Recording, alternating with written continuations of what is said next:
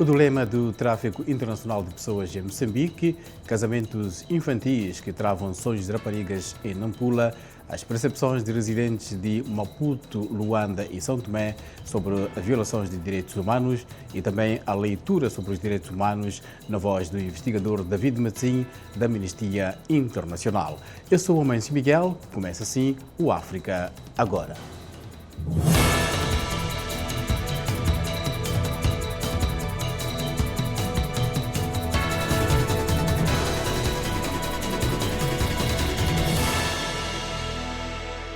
Olá, ouvintes e internautas da Voz da América. Este é o África Agora, nesta terça-feira, 11 de abril, a partir de Washington, D.C. Eu sou o Amancio Miguel. Nesta semana, em destaque, as violações dos direitos humanos na África lusófona. O nosso convidado é David Matzin, pesquisador para a região na Amnistia Internacional. Mas antes de iniciarmos a nossa conversa, vamos falar sobre uma das principais violações de direitos de raparigas em Moçambique, o casamento forçado, cujas vítimas são principalmente raparigas que cedo vivem contra a sua vontade com homens e, claro, homens mais velhos. Em cada 2 meninas em Moçambique, uma casa antes de completar os 18 anos. O dado coloca o país na 10ª posição no mundo entre os países cujas meninas casam cedo, consequentemente engravidam e tornam-se crianças mães de outras crianças. De Nampula, reporta Adina Soalehe. Moçambique tem uma das maiores taxas de casamentos prematuros. A nível do mundo, ocupa a 10ª posição. Dados do governo indicam que 48% de mulheres entre 20 a 24 anos casaram antes dos 18 anos e 14% antes dos 15. A província de Nampula, a mais populosa do país, é apontada por vários estudos de organizações nacionais e estrangeiras como que tem a taxa mais elevada de casamentos prematuros.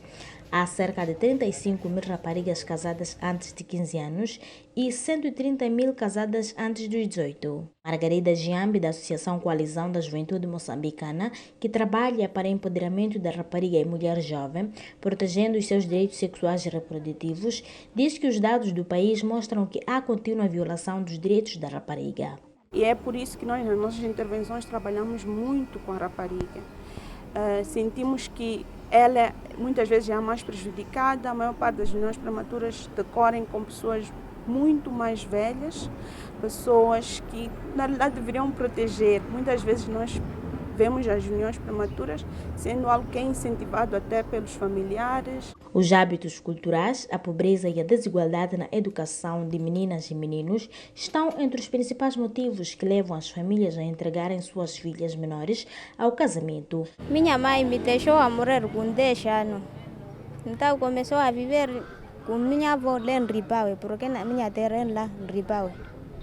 Aquele minha avó viveu com ele. Começou a me falar, já cresceste, casar, eu a negar.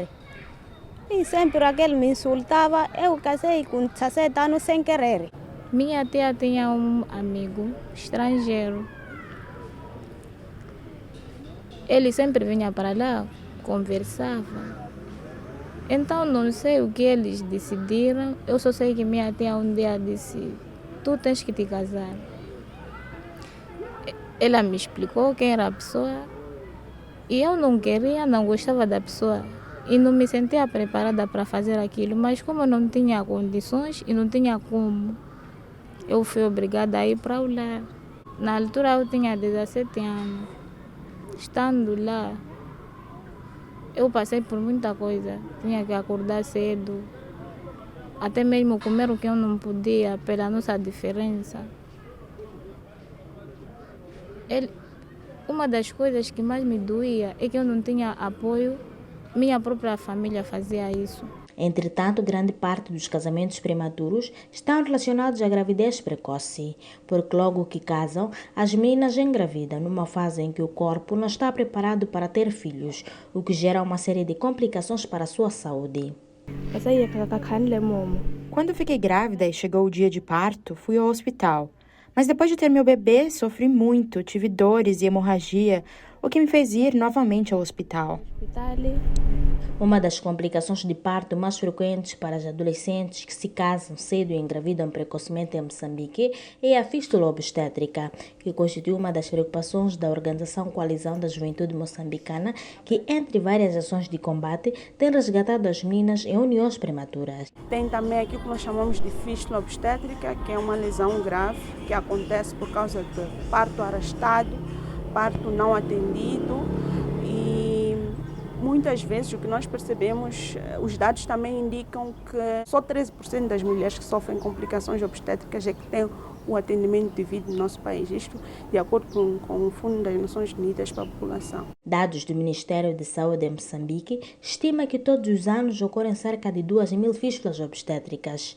E desde 2010, os números têm vindo a crescer em adolescentes e mulheres jovens. De Nampula para a Voz da América, Dina Sualenhe. Meninas forçadas a casar, forçadas a viver como adultas, um desafio que Moçambique deve resolver. A partir de Joanesburgo, temos via Skype o pesquisador David Matzinho, da Amnistia Internacional. David Matzinho, muito obrigado por estes minutos de análise. Esta questão, David, de casamentos forçados é sem dúvida um caso de preocupação em Moçambique. Além do que acontece nas comunidades, também acontece um pouco por todo lado, David. Claramente. Temos que ter em conta que grande parte da população de Moçambique localiza-se nas zonas rurais e também nas zonas centro e norte do país.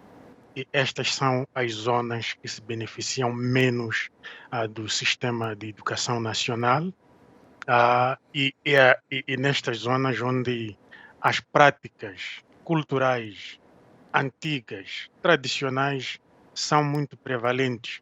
E estas práticas são destacadas no Pacto de Maputo, da União Africana sobre os Direitos da Mulher, que estas práticas tradicionais culturais são prejudiciais aos direitos da mulher, violam diretamente os direitos das mulheres meninas. Então, é este o cenário que nós temos. E também sabemos que o governo de Moçambique tem uma nova legislação que visa proteger as crianças do mal de casamentos prematuros. Só que não se faz cumprir essa lei. O que é importante aqui não é só criar leis, mas também fazer cumprir as leis, punir os que violam a lei, e não temos visto o fazer cumprir da lei, infelizmente. David Matzinha, eu dizia antes que isto acontece um pouco por todo lado e nos últimos estudos que vocês, como a Amnistia Internacional, fazem e outras organizações, têm detectado que as meninas, em casos de conflitos, e em Moçambique há um conflito armado mais a norte, são forçadas a viverem com os insurgentes, são forçadas a manter relações sexuais. Isto é também uma preocupação que vocês, como a Amnistia Internacional, seguem. Claramente é um dos crimes de guerra que estão a ser cometidos no norte de Moçambique, em particular, na zona do conflito, em Cabo Delgado. Tem aparecido meninas libertadas pelas forças conjuntas da SADC e de Moçambique e ruandesas, meninas bem novas, mas que eram forçadas já a viver como esposas dos insurgentes. E este é um problema que as Nações Unidas, em particular a Unicef, tem que tomar em conta no sentido de providenciar os tratamentos psíquicos e sociais que estas meninas vítimas necessitam claramente. David Matzinho, voltaremos já à conversa. Vamos agora a Angola. Ativistas neste país lamentam que o respeito dos direitos humanos seja ainda miragem. Não melhorou. O país continua a ser um dos países com violações gritantes dos direitos fundamentais. Quando o presidente João Lourenço assumiu o país, houve algumas aberturas, mas infelizmente voltamos novamente a estaca zero. As nossas liberdades estão constantemente cotadas. Nós, enquanto jovens, sentimos intimidados, perseguidos. Temos dois jovens presos por serem ativistas.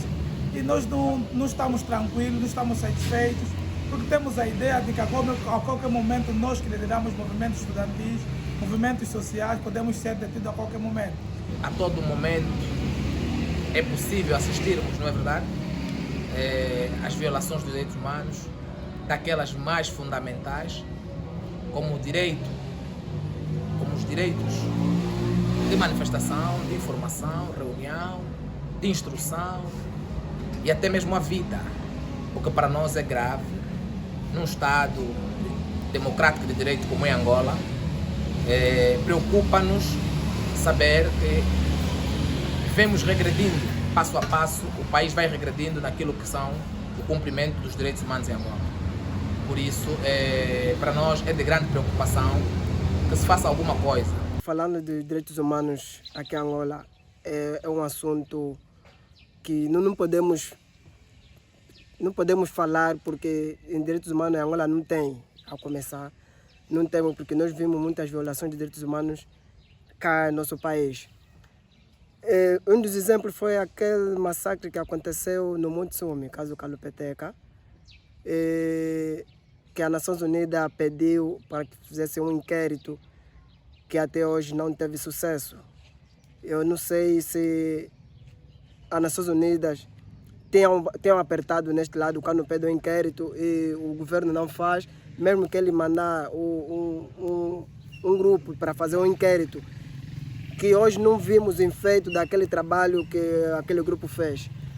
O segundo exemplo foi aquele que aconteceu em Cafunfu recentemente, que houve também morte de ativistas, pessoas que saíram nas ruas para se manifestar, que até hoje não houve nenhum resultado.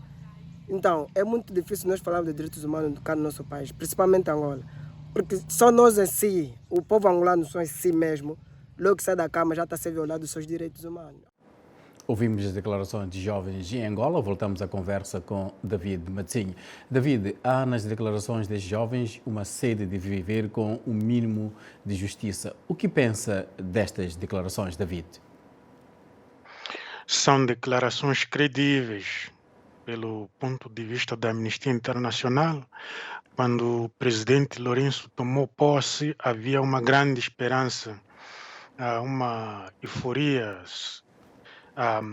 esperança de que as coisas mudariam, tendo em conta as promessas que ele fez durante a campanha. E quando iniciou o seu mandato, estendeu o seu braço à sociedade civil, às organizações de direitos humanos. Mas, infelizmente, durante o percurso do seu mandato, vimos o retrogresso no que diz respeito aos direitos humanos em Angola. Para falarmos em casos concretos, por exemplo, houve manifestações da juventude em Angola que foram proibidas. E nós pedimos ao governo de Angola, em particular o presidente Lourenço, que faça cumprir aquelas promessas que ele fez. Os partidos políticos que agora estão envolvidos na campanha, que tomem em conta os direitos humanos aqui eles têm a responsabilidade de fazer cumprir.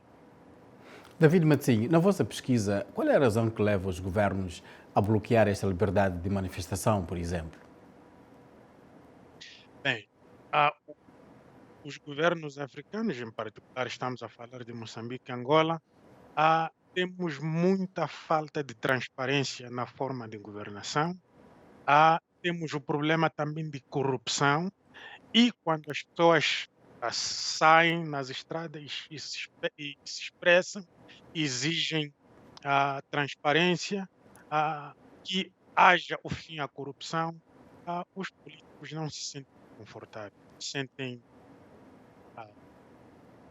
ameaçados, o seu poder ameaçado, e aí tomam medidas muito fortes, muito negativas e violentas contra a população. Esse é o grande problema que temos em África, má governação, e quando a população exige boa governação, aí entra a violência e a intimidação, infelizmente. Estamos no programa África Agora, aqui na Voz da América. David, voltamos já à conversa. Continuamos a falar de Moçambique, que é muitas vezes, nos relatórios internacionais, considerado um país que limita a liberdade de expressão. Vamos ver o que mais preocupa os jovens ouvidos nas ruas de Maputo por Alfredo Júnior. Estes direitos humanos aqui em Moçambique são respeitados?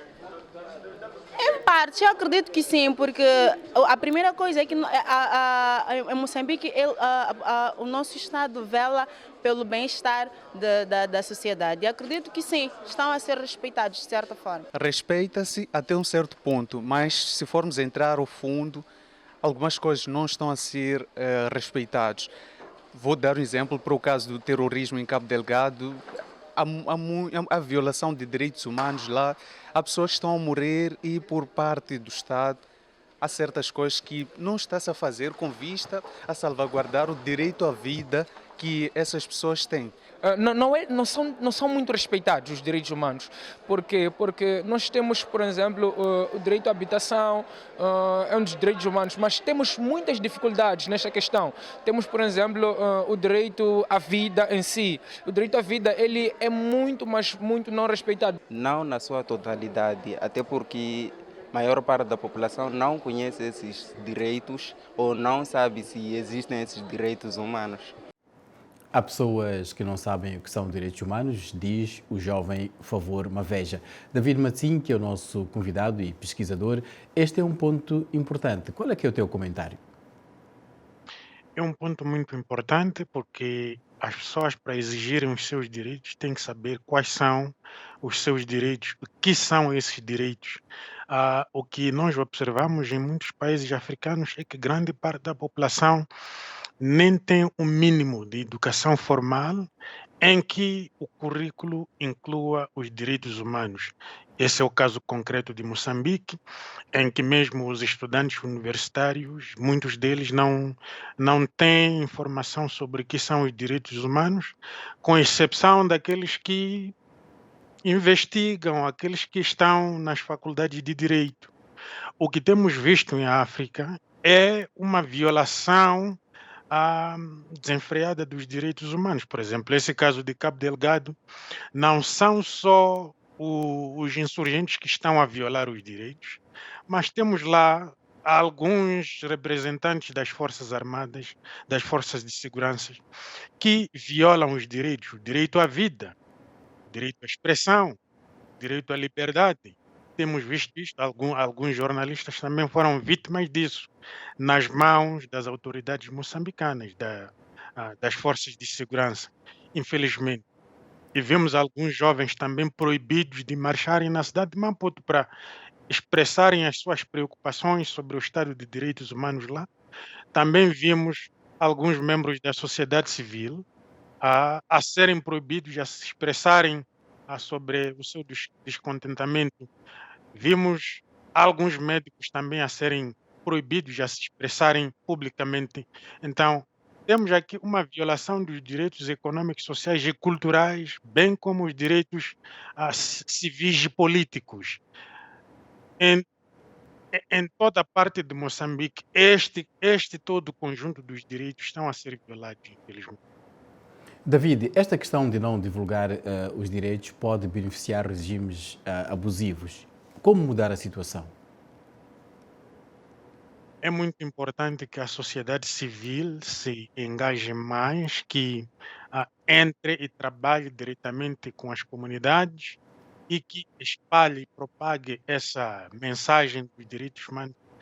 Uma educação cívica pública para que a população fique mais conscientizada, não só nos bairros, mas também nas escolas, nas universidades. Precisamos de mais trabalho em termos de divulgação destes temas, vários temas sobre os direitos humanos, e informar as pessoas que quando os governos fazem cumprir esses direitos, não é porque eles estão a fazer favor, não. É a obrigação internacional consagrado nos pactos internacionais a que estes governos fazem parte. Não é favor. Este é o nosso África Agora, o nosso convidado é David Matzinho. David, já falámos de direitos humanos na África Austral e pelo que temos vindo a reportar na África Ocidental, a situação não é muito diferente. Vamos a Guiné-Bissau. No nosso caso, neste momento, há uma flagrante e visível violação dos direitos humanos, sobretudo a liberdade de expressão. Assistimos à invasão das rádios no país, assistimos espancamento de atores cívicos, atores políticos, prisão arbitrária. Então, no nosso caso, podemos dizer que é gritante a violação. Neste momento temos vários conflitos armados, temos conflitos aqui mesmo na nossa sub-região, na Casamance, temos conflito em Mali, temos conflito, neste momento está-se a falar mais da Rússia, mas há outros países que estão em conflito e aí sente-se a falta de respeito dos direitos humanos na sua forma mais agressiva.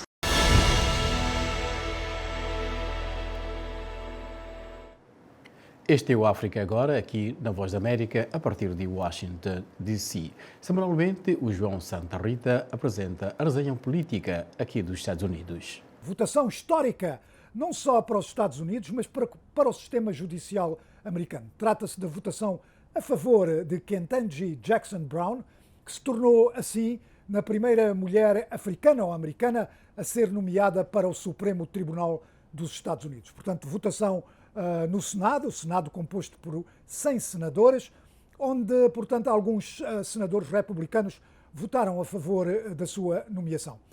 Brown Jackson tornou-se na primeira mulher africana ou americana a ser aprovada para o Senado americano, portanto, uma vitória para o presidente Joe Biden, que tinha feito disso campanha, portanto, um tema de campanha eleitoral. E falando de campanhas, vamos agora falar das sondagens. As sondagens continuam a não ser muito favoráveis a Joe Biden ou também favoráveis ao Partido Democrático. Há que dizer que no final deste ano há eleições legislativas portanto, para a Câmara dos Representantes, para o Senado, e todas as sondagens indicam que isso poderá ser, portanto, muito mau para o Partido Democrata. Mas isto não quer dizer que não haja também problemas junto do Partido Republicano, e um dos problemas tem o nome de Donald Trump. E o que se passa é que antes das eleições de novembro vai ter que haver, portanto, eleições primárias, e Donald Trump está a dar o seu apoio a certos candidatos republicanos que vão, portanto, lutar contra outros candidatos republicanos apoiados, vá lá, por uma ala mais moderada do Partido Republicano. E, portanto, nos próximos meses o que vamos assistir é isto: o Partido Democrata a tentar subir nas sondagens para ver se consegue manter a sua maioria na Câmara dos Representantes e no Senado, e também uma luta interna dentro do Partido Republicano sobre que candidatos é que vão a essas eleições. Candidatos ligados à ala de Donald Trump ou candidatos ligados a uma ala, vá lá, mais moderada do Partido Republicano. E é tudo por hoje.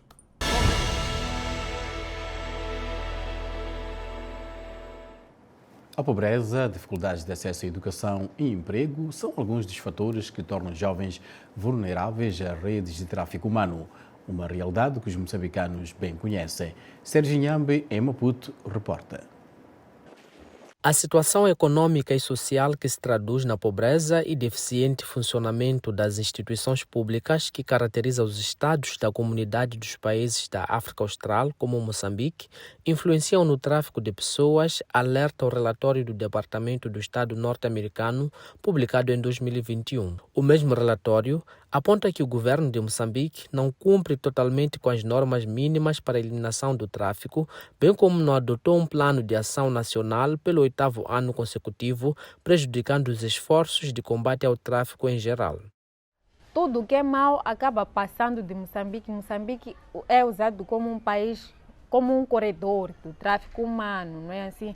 Porque não há muito controle, na verdade nem há controle nesse caso desse tipo de situações. As mulheres das zonas rurais são as principais vítimas devido à sua vulnerabilidade socioeconômica. Ainda que seja um grupo de 5 mulheres numa localidade só, o suspeito vai chegar ali, vai convencer essas 5 mulheres, elas vão ficar deslumbradas, vão entrar na mesma linhagem, vão todas aceitar essa proposta supostamente de boa vida e vão cair em lugar incerto onde elas acabam sendo usadas como objetos sexuais, onde são escravizadas sexualmente e esses suspeitos, sim, eles é que acabam tendo ganhos com isso. A ativista salienta que a divulgação da informação em todas as zonas do país e o combate à corrupção nas autoridades migratórias são algumas das formas que podem ajudar a tirar Moçambique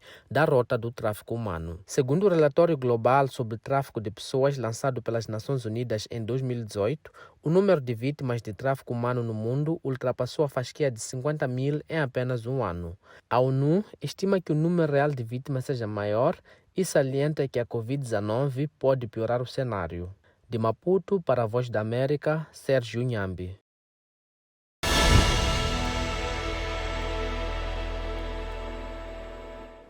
Caminhamos para o final do nosso África Agora. David Matzinho, pesquisador da Amnistia Internacional na África Austral. Nesta região, David, a África do Sul, por conta da sua economia, acaba sendo o principal destino prometido pelas redes de tráfico.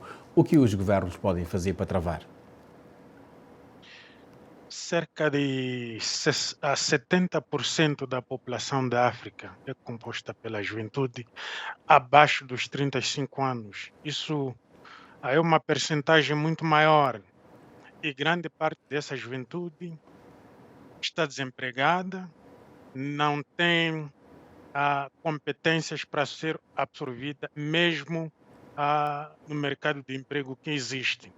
Então, o que acontece? Isso faz com que a juventude encontre-se numa situação de vulnerabilidade. Pode ser manipulada e pode ser traficada, e é o que nós estamos a ver, porque há promessas de um futuro melhor pelo tráfico, mas na realidade o tráfico sempre traz tragédias, como vimos naquele caminhão em que alguns traficados se asfixiaram. Aqui, o grande problema que estamos a presenciar é que os governos africanos estão fragilizados pela má governação e não querer compartilhar o poder e matar ou atacar aqueles que criticam os governos. Então, isso asfixia o espaço, limita o espaço à democracia daqueles que querem se expressar.